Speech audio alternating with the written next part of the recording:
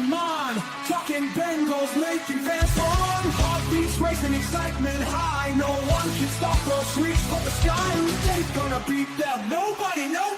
Bengals Pulse, pumping strong. Our passion for football can't be wrong. Thank you, night, hearts beating as one. In the 60 jungle, we have fun. All right. Hooday, Bengal fans. He is Mon. He is Eric. I am Jake. This is the Bengals Pulse. Hooday, Bengal fans. It's good to have you guys on. Again, guys, this is very exciting. We are just days away from the Bengals' first preseason game. We want to thank everybody for joining in. We appreciate you guys so much for joining us. Real quick, before we get started, we do want to let you guys know that throughout the preseason, we're going to be on Tuesday and Thursday nights. And then when the regular season kicks off that first week, we will be on Thursday night and we will be on Sunday live after the game. So again, these next 3 or 4 weeks for preseason, Tuesday and Thursday night, join us right here for the Bengals Pulse, the heartbeat of our Cincinnati Bengals.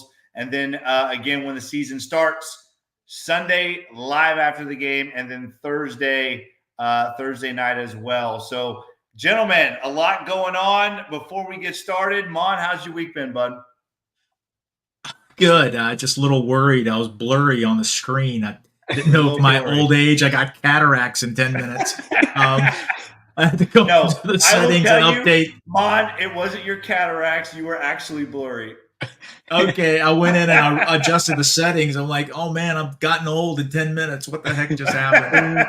I thought maybe the new intro just blew you away. I didn't get to see it. I'm sorry. I don't know what's going on here, but I'll watch it, obviously, the replay. But thanks for you guys making fun of my age again. I'm excited about the game Saturday night, and I don't care. Make fun of me. I don't care. I'm a grown man. All right, Mon, let's go. We make fun because we love you, Mon. We make fun because you love. Thank guys, you. Let us know what you think about the new intro. We're kind of throwing some stuff out there to see if it sticks. I love the song. I'm gonna tell you right now. Oh, you played the song? Yes, is that what you played? Didn't hear the song. Play the song. I can't hear that. Oh Lord. It sounds good. It's a good song. I love it. Yeah. I love it. I think who wrote that? Who wrote that for us? We had some famous musician write that, right? Yeah, Conway Twitty. I can't put their names out there because then it's copyright. They'll come after us like that. Right. All right, guys. Well, thank you so much for joining us. We have a lot to get to tonight. A lot of Bengal news. A lot of news going on. Cincinnati was hopping this week. Obviously, Kay Adams in town. She interviewed Burrow and a bunch of other stuff. We have some news about Cam Sample. Let's get started with that, Eric. Talk a little bit about Cam being out for the year. Mon, what are your thoughts on this? What's the impact of Cam Sample being out for the year? It's not good. He's a valuable depth piece. He played hundreds of snaps for us last year. He's a good football player.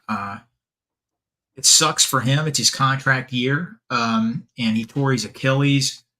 It's going to hurt this team. He's a good player. He's played well for us. I guess the silver lining, if anything, we have a lot of depth there. And if you've been following camp, one of our rookie defensive linemen from Mississippi State, Cedric Johnson, has really impressed.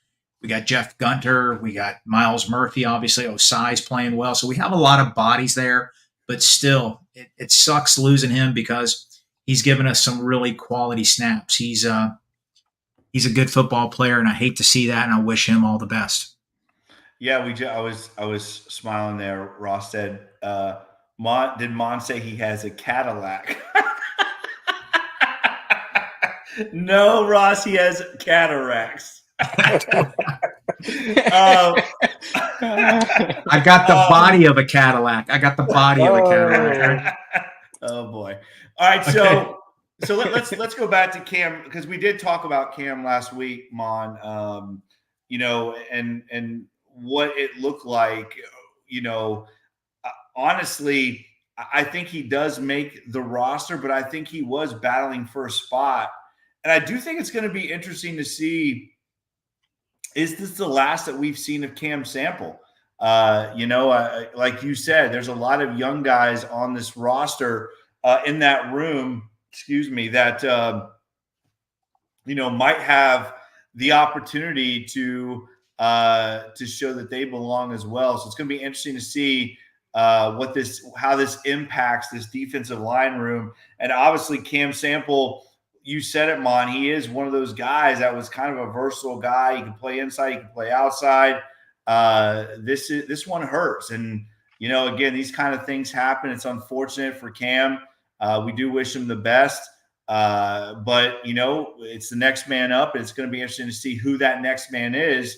And in saying that, McKinley Jackson, the rookie, another defensive lineman, he gets carted off. Now, didn't look too serious. Little bit of a limp, but not too bad as he was moving to the cart. Eric, do you have any news on the rookie McKinley Jackson? Have we heard anything about McKinley, or has anybody out there heard anything about McKinley?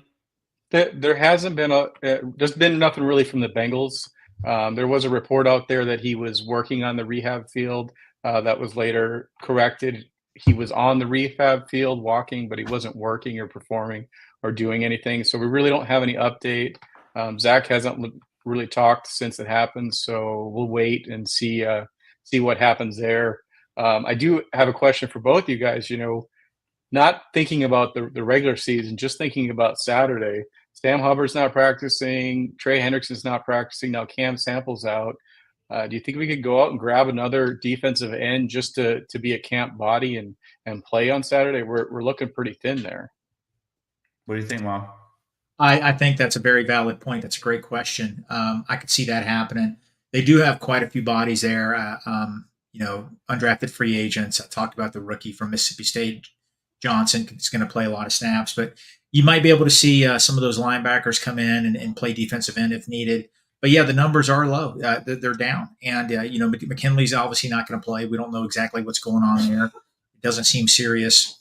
The unfortunate injury of Sample, our two starters are definitely not going to play. So that's, 4 or 5 guys down right there. You're going to see some rookies and undrafted free agents playing, 40 snaps, 40, 50 snaps, if that. So I can see them picking up a camp body. It's going to be something to monitor. It really is. Our numbers are low there. It seems to happen every training camp. There's always one position group that seems to get hit really hard. And right now, it's our defensive line. Hopefully that trend stops or doesn't continue. Well, guys, the depth chart came out this week, and when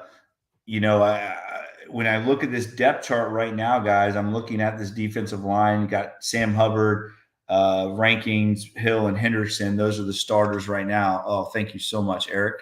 Go ahead and scroll up there for me, and let's look at this defensive line right now.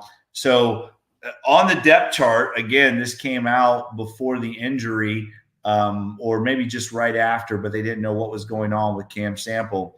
But you have the backups were Cam Sample and Joseph Asai. So very interesting to see. Joseph Asai must be making some strides there. But now Cam Sample out. Inside, this I thought was very interesting.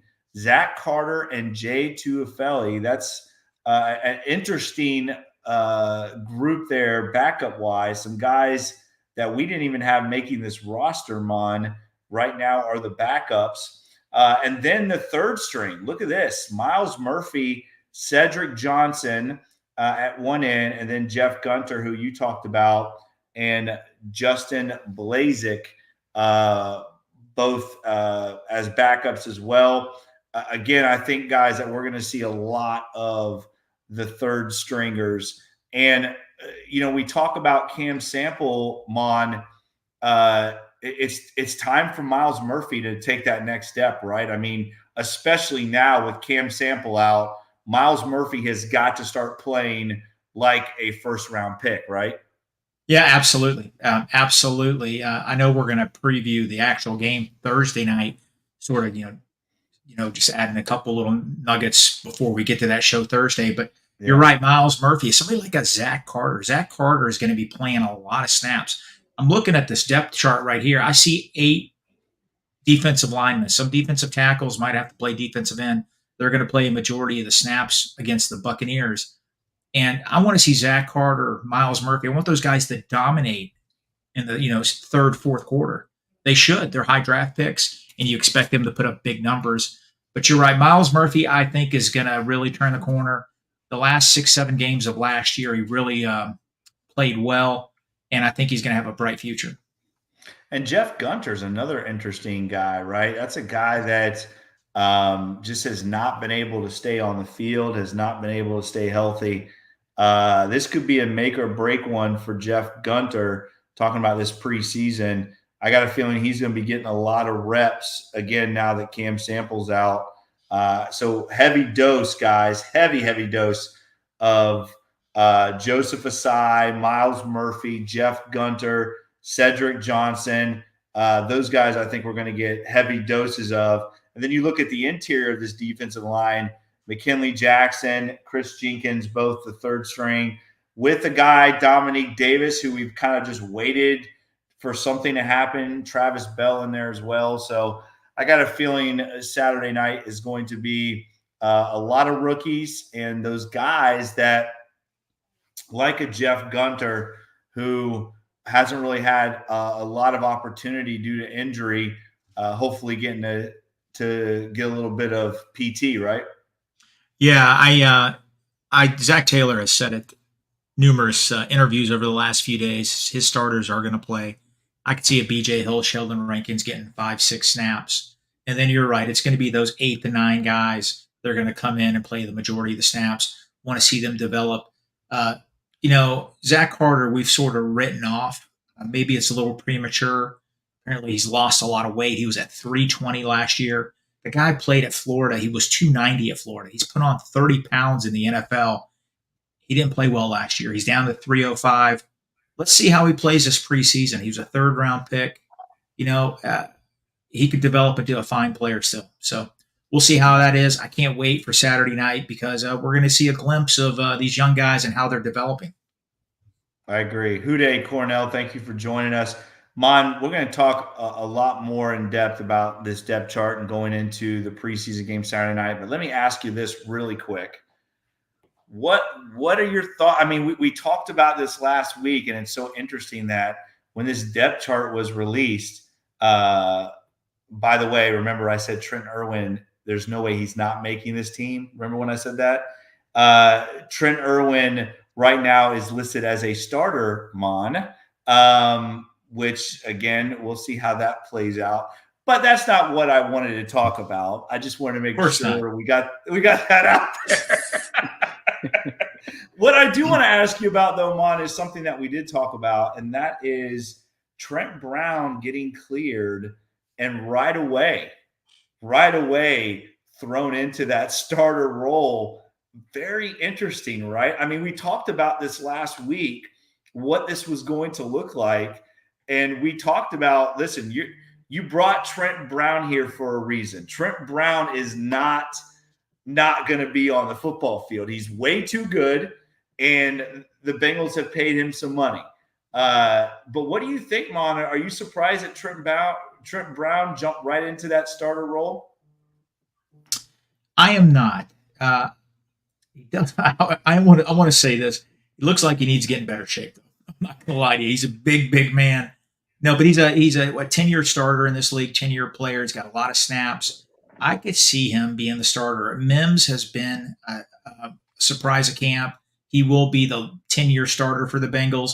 But I think Brown is going to start off, and they're going to get Mims in, heavy packages, unbalanced lines. But I'm not surprised by it at all because Brown has been a solid NFL tackle, and I think it's best they do it this way. I really do. Ease Mims in. Mims is still figuring out the pro game. He's going to have a bright career, but I have no problem with Brown being the starter. Agreed. And I got a feeling we're going to see quite a bit of Mims on Saturday night. I don't know how much exactly, but I got a feeling that we will see some Amarius Mims on Saturday night. I don't know. To me, a couple other interesting nuggets. Drew Sample put in that starter role at tight end. Again, I'm sure they're going to be moving guys around, but Zach Moss, who we kind of figure would be in that starter role. Besides that, no real, interesting or moves that we didn't expect to be happening. I do think it is kind of interesting when you start looking at the backups, though. Jackson Kirkland, Jackson Carman, Trey Hill, Cody Ford, and of course Amarius Mims. Deontay Smith, man, that poor guy cannot get it together, can he? I mean, third string, he's going to struggle making this roster, guys. Eric, yeah, we'll see. I'm sorry, my dog is going crazy, guys. I apologize. There's just going to be a lot of battles, a lot of, we just have to see continued developing. Saturday night is huge. It's huge. These guys are going to have to come in and just be prepared to play because they got a lot of hungry young rookies, undrafted free agents that are going to come in. They're going to take their job. And, we just got to be, I'm just looking forward to monitoring it and seeing what's going on there because I'm excited about the depth of this roster. Honestly, I don't want to sound like a homer. I don't want to sound like Jake right now. I think this is one of the best Bengals. No, it's a great roster. It really is. Honestly, look from top to bottom. There are some roster deficiencies, but overall, this is a deep, deep roster. Man, if we stay healthy and Joe Burrow, our key players, stay healthy, man, I don't want to say it, but I feel really good. I feel really good about what's going to happen this year.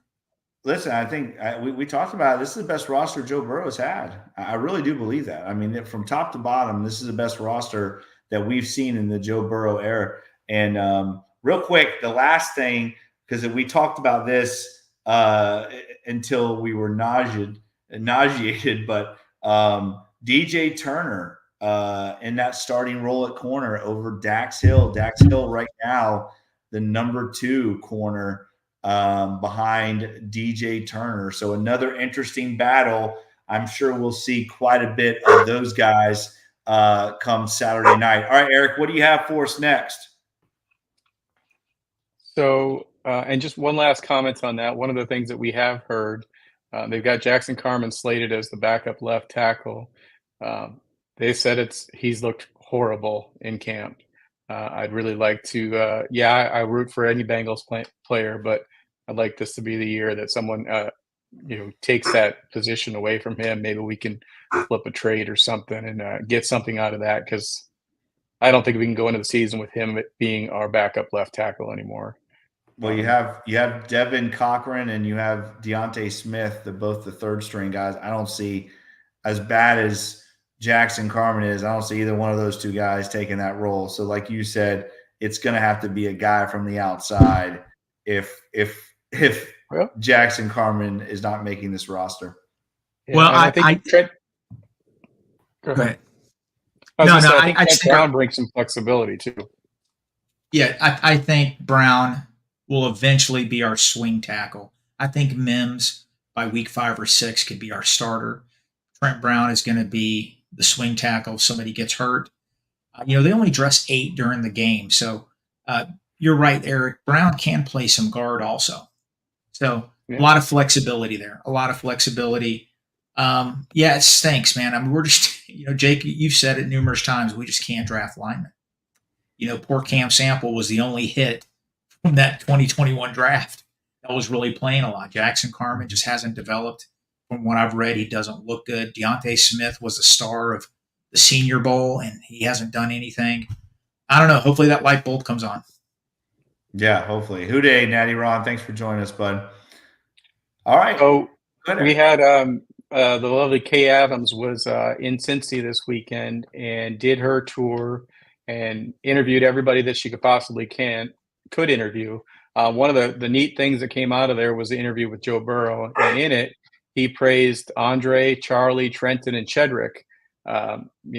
All the guys that we're talking about competing for those last 3 wide receiver spots. What do you guys think about Burrow's excitement over those wide receivers? Well, I'll start. I think, Yoshi, there's been a lot of hype around him. He's obviously having a really good camp. Charlie's made some big plays and has looked really, really good as well. Listen, I've said it before. Trent Irwin is Joe Burrow's guy. Trent Irwin is Joe Burrow. He just feels comfortable with him. You see him throw. I mean, he's out there throwing go balls to him, and Trent Irwin's making plays. And Cedric Jackson is an interesting one. I think he is going to make this roster along with Trenton and Charlie. And I really do, guys. I think the Bengals are keeping 7 wide receivers on this roster just because they don't want Cedric Jackson to get scooped up by somebody. But I'm not at all surprised about this. I'm happy. I think the Bengals wide receiver room is the most talented that Joe Burrow has had. And you throw Jermaine Burton in the mix and you got a great group of young guys. Trent Irwin's obviously not that young, but you have a great group of young wide receivers in there.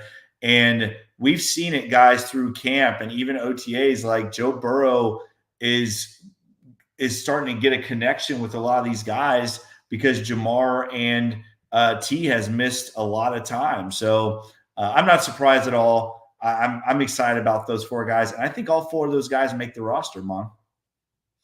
Yeah, I enjoyed the interview. I thought he was very relaxed. He made a comment on hers and other podcasts. He just feels a little more relaxed, and he's taking care of his body. He's put on weight. It was a good interview. I do like the praise he threw out. They all talk about Cedric Jackson. I like him. I agree with you, Jake. I think they might go 7 there because he could be one of those special teams demons, because we all know this. The last cornerback, the last wide receiver, the last tight end on your roster is a special teams guy. And Jackson could be that. He's 4.3 40, get you some kick returns, potentially play gunner, and he's looked good in camp. It's easily the deepest position on the roster, wide receiver. Oh, yeah. They could potentially deal somebody, and pick up a draft pick and or a player. The Bengals might struggle drafting offensive and defensive linemen at times, but they do not struggle drafting wide receivers and undrafted free agent wide receivers from college and developing them. It just made me think. I was thinking about years ago when they had Chad Johnson, TJ Hushmanzada. They had a guy named Tab Perry. They had Kelly Washington. They had their last wide receiver on the roster was an undrafted free agent, Kevin Walter. Chris Henry. They had Chris Henry also, obviously. I was about to say Chris Henry. Yeah. But Kevin Walter was like the last guy on the roster. The Bengals couldn't keep him. Ended up playing 10 years in the NFL, making a lot of money for the Texans. He was a great football player. And the Bengals know how to scout wide receivers. Every time we played Kevin Walter, he lit us up too. Yeah, he killed us. He's a good football player. He was a really good football player. Yeah. And the Bengals didn't make. I mean, they just had too many good wide receivers, and I think we're seeing that again in 2024. Yeah, Kevin Walter ended up going to Houston, and at one point he was the Texans' best receiver on their roster. And like you said, I mean that Bengal receiving core was so deep, but Kevin Walter was a big loss. Yeah, the Bengals have never had any trouble drafting wide receivers. I'm going to be interested to see what happens because I'm guessing we're going to see a lot of Eric's Battlehawk guy on Saturday night. Did I say that right? The Battlehawks? The Battlehawks. Yeah, come on. The Battlehawks. Come on. Battlehawks. AJ McCarron and the Battlehawks. Eric, is it true? Is it true you're going to repaint your walls in there to Battlehawk colors? I heard you're going to repaint your Bengal room. Listen, these will be forever orange and black. What is his Butler, right? Last name is Butler. Yep. Hakeem Yeah, Butler. going to be Hakeem interesting Butler, to yeah. see. He could be one of those. He just has that look like a preseason stud. You know what I mean? He'll just like light up everybody's third stringers. But no, I think this wide receiver room is extremely deep, and Joe Burrow. There's definitely again, Natty Ron just said it, but there's definitely a different type of focus. We've always seen Joe Burrow at that level where, he's just serious all the time. So it looks like he's focused all the time. But this seems to be a different level where Joe Burrow is right now. And I don't know, guys. If this team can stay healthy, knock on wood, it's going to be a fun year, especially with the schedule that they have.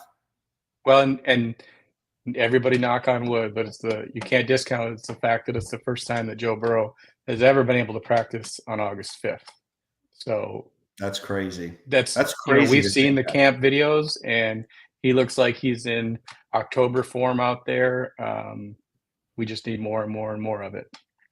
Did you get a chance to listen to Sirius XM radio? They had their training camp tour, 2 hours with the Bengals, and his interview was great there. He says he feels really good. It's the best he's felt, and man, we just got to keep him healthy. And man, it's just look out, NFL, look out.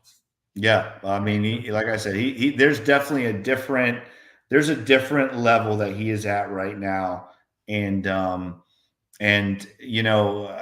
really this whole team. I mean, when you talk to this team, there is definitely a different type of focus with this football team. Very serious. We're going to work. This is all business type of a look. And hopefully Jamar Chase is a part of that very soon, right? We still have not seen Jamar. He's out there, but right now holding in is what the thought is. We haven't heard anything otherwise. So going to be very interesting to see how this plays out. I still think something is going to get done. That's not me being overly optimistic. I just feel like there is a plan, and hopefully I'm right. Or he just maybe shows up week 1 and is ready to play. I don't know. What do you think, Mon? You know what? I'm not trying to be funny here, but I want to be Jamar Chase right now. I mean, athletically, I'm pretty close, but I want to be Jamar Chase right now. Okay? No, but just hear me out. Hear me out. Mute him. I don't want to sound selfish at all. I don't. Team first. That's the way it should be. But we need to understand something. He's looking at $150 million contract. Tell me that's going to be in the back of his mind week 1, week 2, week 3. He turns an ankle, tears up his knee. It could cost him $30-40 million. Guys, business is business. It really is. And they have got to get this done before the season starts. They have to. Yes. I don't want him distracted. He's a warrior. He's a superhero, and he's not going to let his team down. But I'm sorry, man. It's going to be in the back of your mind. It really is. And knock on wood, Mon. Knock on wood. Yeah. This is probably the best situation that could have happened to the Bengals. This is going to make them not let it drag out to next year. This year's price is a lot cheaper than it's going to be next year. Get the deal done now. I think it's a blessing in disguise. Jamar doesn't need to be out there in camp. We know that he's in shape. He's a freak, and he's going to be fine come week 1. Get the deal done, and just add it to the pile of cash that you're handing out to your other players, and we'll be good. Well, there's no reason not to pay him now. I mean, that's the thing is there's no reason not to do it now. You know what I mean? If there's a situation where money was tight, or there's other issues that go along with Jamar, I get it. But there's no reason not to sign him right now to an extension. None. There is no reason at all. Vanguard asks real quick, guys, what we think of the new locker room. I know we discussed this last week in detail. But again, Vanguard, we think it's absolutely incredible and huge for this Bengals morale, for the city's morale, and going to be a good point when it comes down to signing this new contract with the stadium. Hopefully it helps. Mon, you want to throw in your 2 cents real quick? I know we talked about it last week, but Vanguard want to know about the locker room. Oh no, it's great. It's beautiful, and let's face it, these young players nowadays, it's that's what they want. They want the wow. They want these little amenities, these things that catch their eye. And the Bengals, that the Blackburns, that they have a pulse on that. They understand. They know, and so they created this locker room to create that wow factor. To these guys want to be relaxed when they're not practicing. Stressed employees or ineffective employees, so they want them to be relaxed and comfortable. Good for them, man. They got a D+ in that rating from the NFLPA. I guarantee you it's not going to be a D+ this year when they rate that locker room. I mean, good move by Cincinnati. Good move. That's a great move, and it's got to be one of the best locker rooms in the NFL. I mean, with all the amenities, and we talked about this last week, them bringing in the history of the Bengals as well, the Paul Brown signature and the original logo, and there's just so much history that they've kind of intermingled the new with the old, and I just absolutely love it. I think this was a home run by the Bengals. I think it's the best thing that they have done as far as the renovation goes of this stadium. It is the best thing they have done, because not only is it good for the players as far as the morale and everything else, but when you start having players coming in during free agency, this is definitely something that would get them in the door, at least get their foot in the door. James Wright wants to know about the Bengals defense this training camp. Let's real quick, because I know we were going to talk about him. Let's talk about the training camp darling right now, who is on the defensive side of the ball, Eric. Dejon Anthony, a guy right now that is turning heads, the safety from Ole Miss, the 7th round pick. And guys, we've seen 7th round picks before be big time players. Let's not forget a guy named Hushmanzada was a 7th round pick. Dejon Anthony, a guy coming out of nowhere. He's got 3 picks already. He's the only one that has picked off Burrow. Is this guy got a shot at making this team, or is this just the camp darling right now? What do you think?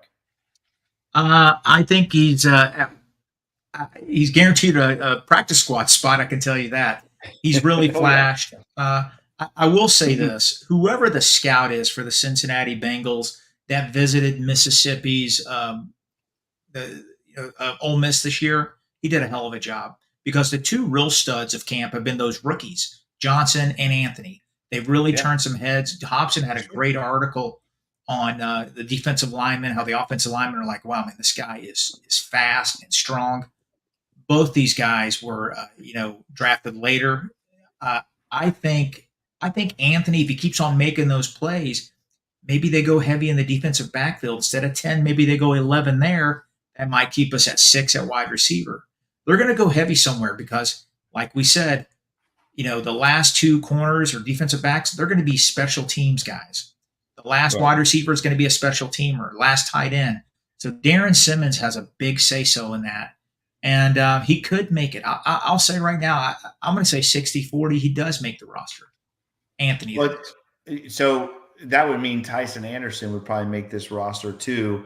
Or I really think right now maybe Tyson Anderson and Anthony are battling out for that 4th safety spot in case they keep 6 corners. We'll see how the Bengals work this, because we have talked about Dax. Houday, Jennifer, thanks for joining us. We have talked about Dax Hill being that Swiss Army knife guy, the guy that is a guy that can play safety. I mean, he's played safety in the past. That saves you a spot at that 5th safety spot. Tyson Anderson's a great athlete. He has not been able to stay healthy. I don't know. We'll see. We'll see what it looks like with Dejon Anthony as far as making this roster goes. I did want to, before we get out of here, I do want to ask you guys, because Ray Maluga, guys, is the ruler of the jungle on Saturday. Ray Maluga, linebacker, USC. What are your thoughts? We've really never talked about Ray, right? We never really talked about him on this show because he was just an interesting player to me. A guy that when we drafted him in the second round, I think that was in '09. Was that right? Is that '09 or '08? '09, right? When we I think it was drafted him '08. in '08, '09, when we drafted him, remember USC that year had all those incredible linebackers. No, because I think in '08 he won. Did he win the best linebacker award? I think that was in '08. I can't remember, but it doesn't matter. '08, '09.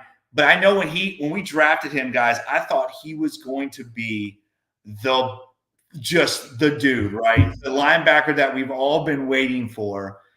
I don't know. What are your thoughts on Ray Maluga? You got any favorite I don't know, highlights or anything of Ray Maluga? What do you think of him coming out of college? I think he had a good overall career with the Bengals. He made some good plays. He was a little limited athletically, but Yeah. you're right. That roster, they had Matthews, they had Maluga, they had Cushing, and they Yeah. also They had were Taylor loaded. Mays. Taylor Mays playing Oh, yeah. safety. Another Yeah, I Bengal. mean Yeah. those guys were unbelievable. Highly respected USC football team, and Maluga was supposed to be the best of the four. He really Yes. was, and he came in and he had, I don't want to knock him. He didn't have a bad career, but you could arguably say out of those linebackers, Mays was a safety. He was the worst of the three in the NFL because all three of those guys are really good players. Yeah. And but they were, and Maluga had a good career, but I don't think he lived up to that college hype. If that makes sense. And let me just say before I touch on Ray, Taylor, I agree with you 110%. Brian Simmons was one of my favorite Bengals during that decade. I loved Brian Simmons. Obviously, drafted with Takeo Spikes, both of those guys. The Bengals took them both in the same draft, back to back. Brian Simmons, Takeo Spikes, I love both of them, but Brian Simmons was just that guy, right? He was just like all around the football. I love Brian Simmons. Thank you for that comment, Taylor. But I want to say something about Ray Maluga because I think he finished with just under, I don't know, he had like 500, 600 tackles, something like that for the Bengals, but never really put it together. He had a couple good years. Remember, like, I don't know, back-to-back years, he had 2 solid years, but he's really, guys, he was like that true Mike linebacker, and the NFL was almost transitioning right away from that look at linebacker, those old school Mike linebackers that just stayed in between the tackles. That was Ray Maluga. He was never a guy that could run sideline to sideline or anything like that. And I think, Yeah. he came into the NFL at a very hard turning point when defenses started to get faster, linebackers started to look like safeties. It was just I don't know, it's a tough transition, I think, for Ray Maluga. Yeah, he was just a classic thumper. He was a Yeah. 70s, 80s style linebacker. But, we mentioned Lou Anarumo. I just want to throw in a couple of things. I've listened to about 3 of his interviews. I read a lot of articles. You can tell he is so excited to have Geno Stone and Von Bell back there. That's his glue. The best Bengal defenses with Lou Anarumo being in charge was with Bates and Bell. They were the glue to that defense. He's got that glue again. Don't forget that interview he had last year. Before, he knew Bates was gone. But I think one of the reporters, Paul Dane or Jay Morrison, somebody asked him at one of the combines or something, what if you lose Von Bell? He goes, I don't even want to think about that. Yep. Guess what? That happened to him. Disarray last year. It even hurt our linebackers. Our linebackers were trying to do things that they didn't have to do the year before. They're trying to get people lined up. They reacted slower. So I think they're going to be better. This defense is going to rebound. I think they're going to be solid. I think this new offense that's, evolving with that, with what happened to Burrow last year, I think it's going to help our defense out a little bit too, a little bit more ball control. I'm excited, man. I just can't wait. This is going to be a special year. It really is. I'm really feeling it. This last week, it's going to be a special year, guys. Agreed. And I want to go real quick to Jennifer asked us. Jennifer, David Pollock was before that. He was a little bit before Ray Maluga came around. David No, Pollock was Pollock was after. Pollock was before. You're right. 2000. I'm sorry. You're right. Pollock was I'm before. old. Yeah, Pollock. Remember, Pollock came in with Odell Thurman. Pollock was in that 2005 range where Odell Thurman and those guys. So Pollock, obviously, with his injury, he never played with Ray Maluga. Ray Maluga was after that, Jennifer. Yeah, that's a sad draft there. That's a sad draft, special. man. We already talked Odell about that. Thurman.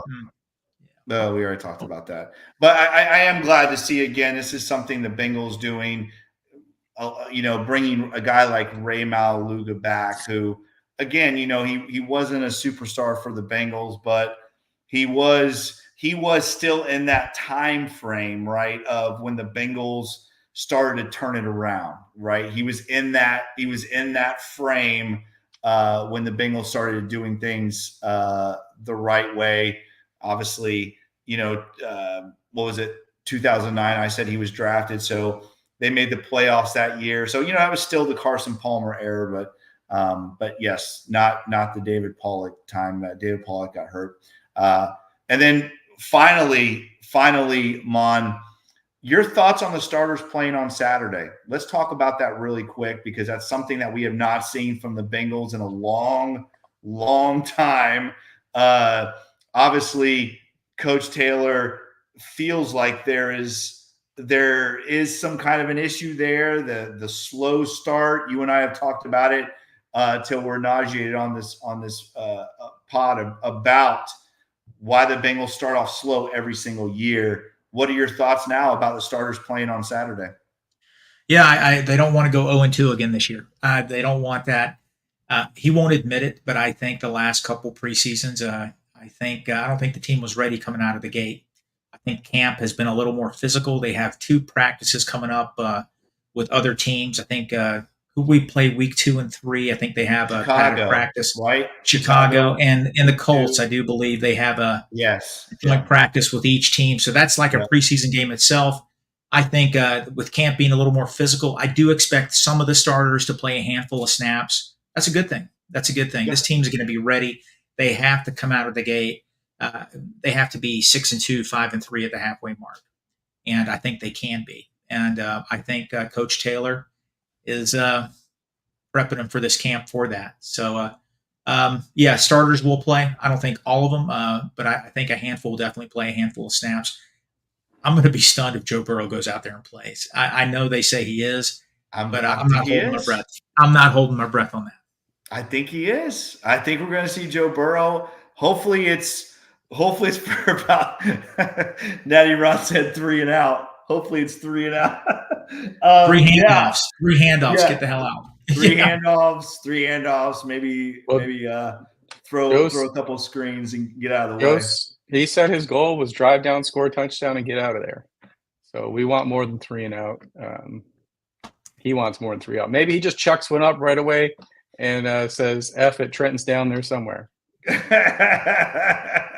If I don't even want to say it. I'm not even going to say it. Don't say it. Don't say it. Okay. Don't you even say it. Don't you even say it. But, hey, talk about a Twitter meltdown. Talk about a Twitter meltdown if something happened, but go ahead. Don't you even say it. Knock on wood. Before we get out of here, we don't have this queued up for you, Jake, but Mon and I were talking about, if you guys haven't seen it, go back to the beginning and watch our new intro. We went back and forth on a couple of them. We thought we would play. So that intro is 30 seconds. When we do exit, I'm going to play the full song. It's epic. I'm telling you, it's pretty epic. But we have a backup. We have one that didn't make the cut. So we thought we'd play it and get you guys live reaction. If you guys want to hear it, Jake, Mon, your mics will not be muted for this. So just remember that. I have not heard this, I don't think. I'm not crazy. You may not listen to it. So listen to Mon. Before I put it up there, listen, I'm going to tell you right now, if Styx is not singing this song, Mon doesn't want anything to do with it. If Styx and Rush are not singing this song, Eric, Mon will want nothing to do with it. I'll do that next time. Rush is good. Styx. Mr. Robano? I know you like that, Mon.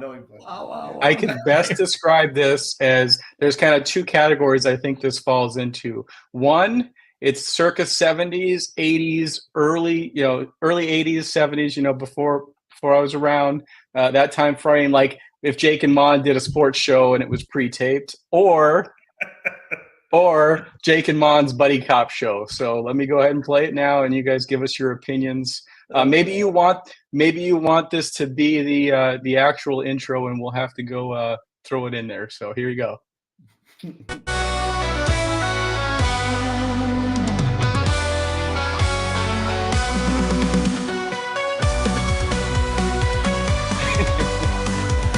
Sounds like something from Borat. We're diving deep into the Bengals realm, where passion meets football at the helm. Join us on this journey, let's take the dive. For all things Bengals, we strive. This is where the pulse beats with pride. Oh yeah. Bengals Pulse, where fans unite. Feel the excitement shining bright. Hear the roar on game day, let the Bengal spirit sway. Brookie likes this one better. Brookie says she likes this one. From the plays to the wins and losses, we share it all, no matter the cost. From the touchdowns to the fumbles made, in Bengals Nation our loyalty never fades. One team, one heartbeat. One heartbeat. We just lost 20 viewers.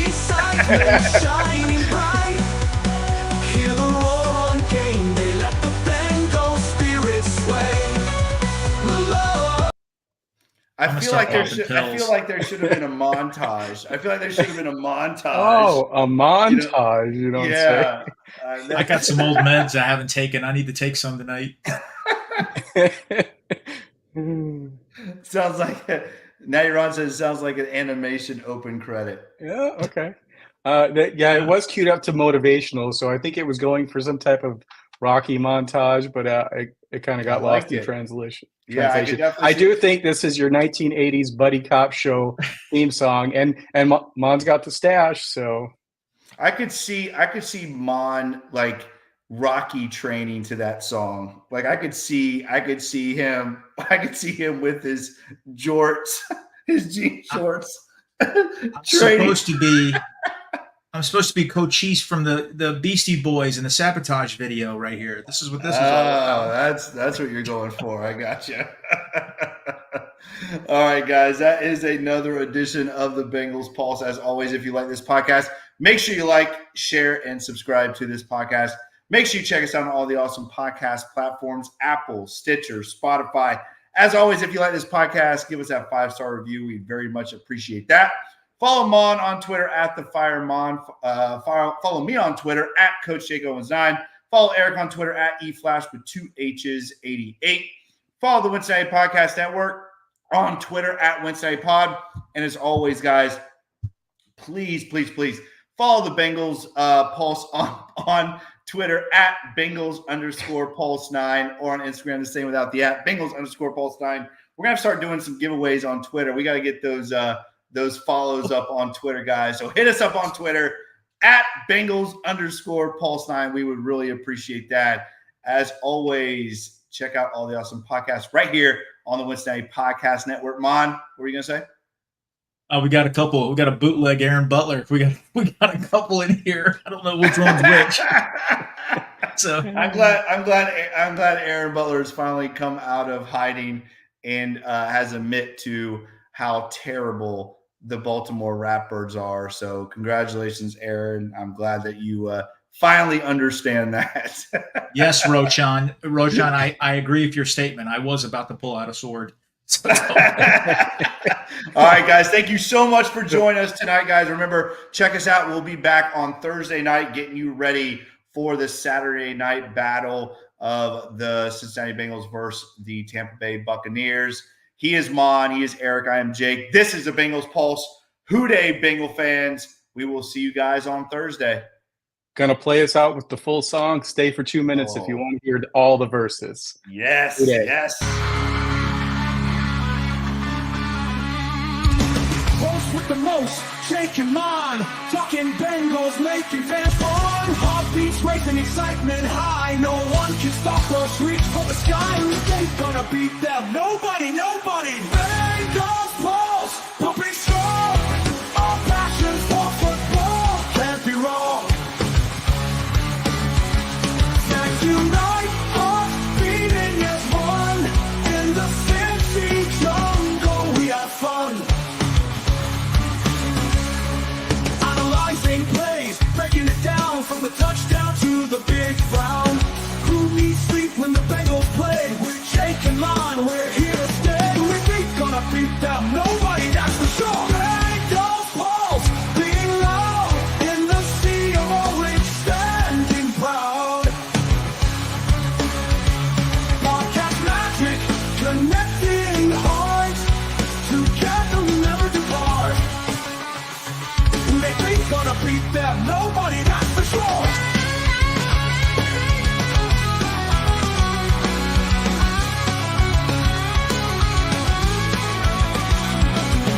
Bengals Pulse, beating loud in the sea of orange, standing proud. Broadcast magic, connecting hearts, together we'll never depart. Who they think gonna beat them, nobody, that's for sure.